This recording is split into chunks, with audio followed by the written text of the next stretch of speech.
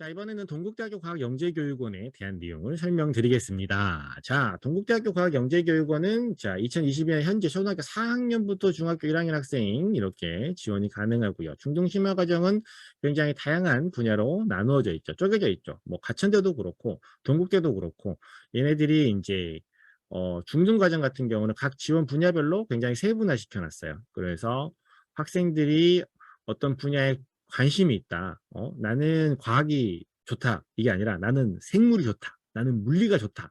나는 화학이 좋다. 이렇게 그 어떤 분야에 조금 더 전문적인 지식을 갖고 싶거나 관심 있는 친구들은 이런 것들을 고려해서 영재교육원을 지원할 수 있을 겁니다.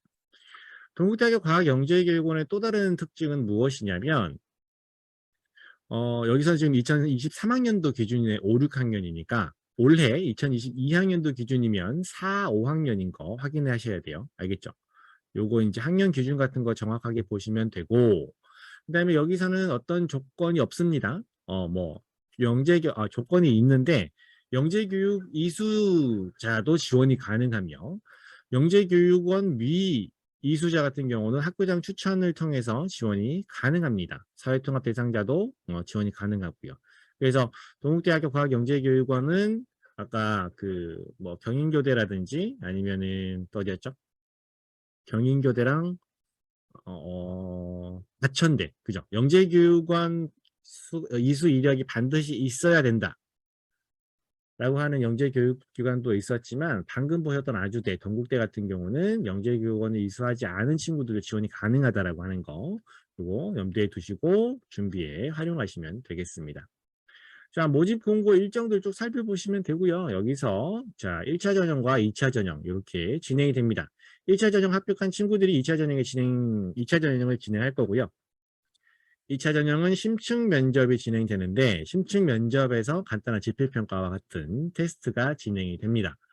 1차 전형에서 창의적 문제해결력 검사라고 하는 것이 진행이 되고요. 또 제출 서류 중에 하나로 여기 보시면 요거 있어요. 연구활동 보고서 세부, 세 개.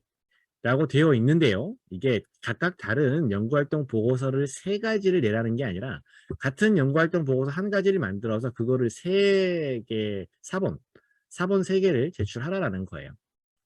연구활동 보고서는 A4 단면 5페이지 이내에 어떤 탐구 보고서라든지 탐구 결과를 정리한 내용을 제출하시는 거예요. 한 가지 탐구에 대해서 5페이지 이내로 정리하신 다음에 이걸 복사해서 3장, 세부 출력해서 제출. 요거예요. 그래서 이렇게 말씀을 드리고요. 특별한 거는 지금 제출 서류로 자기소개서가 없죠. 그죠? 자기소개서가 없어서 자기소개서 안 써도 된다. 이거 땡큐. 자기소개서 안 써도 돼. 라고 생각하실 수 있지만 충격적인 사실을 말씀드리겠습니다. 좀만 기다려주세요. 자, 방금 모집 요강에 관한 내용들 다시 한번 정리해 보면요. 경기 지역 초등학교 4학년부터 중학교 1학년 학생이 지원할 수 있는 영재교육기관이에요.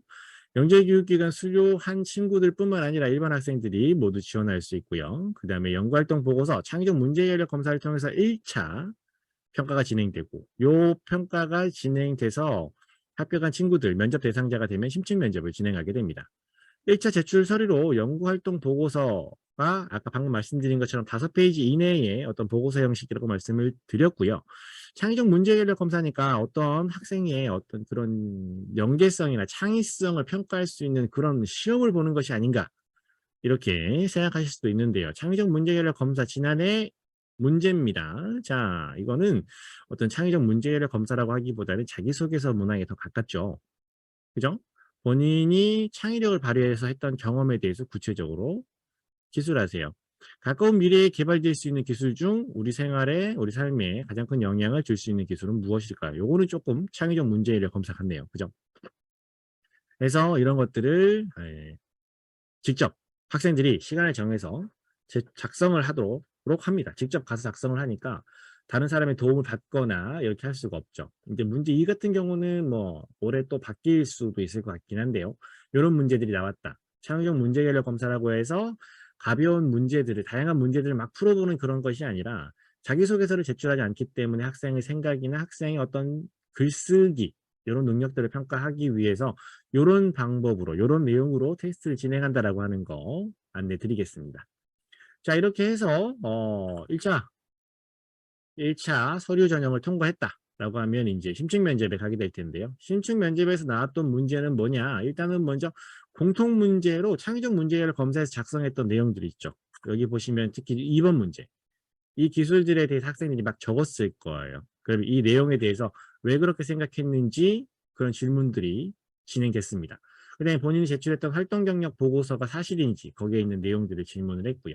이것도 역시 제출할 때, 서류를 제출할 때 어떤 질문이 나올지 이런 것들을 고려해서 만들어 주시는 게 좋겠죠.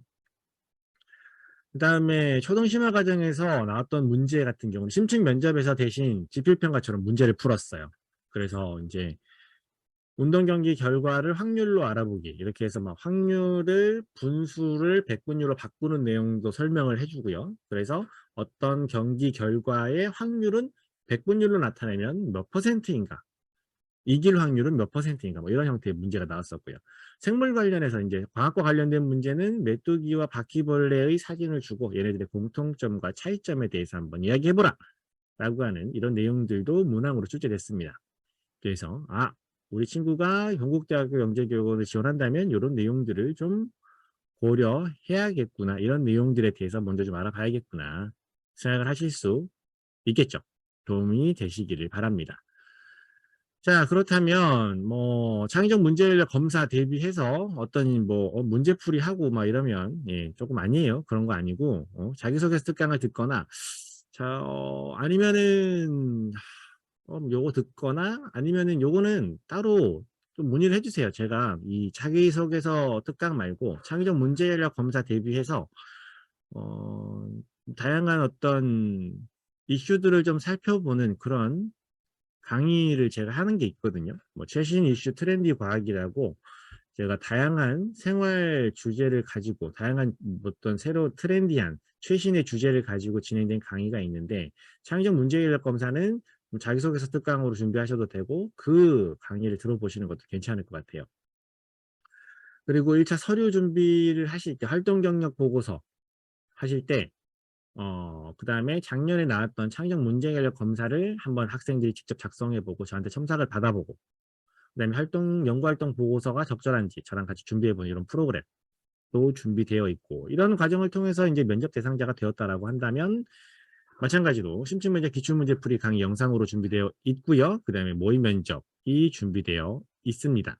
그래서 이렇게 면접을 준비하시면 된다. 한번 설명을 드리겠습니다.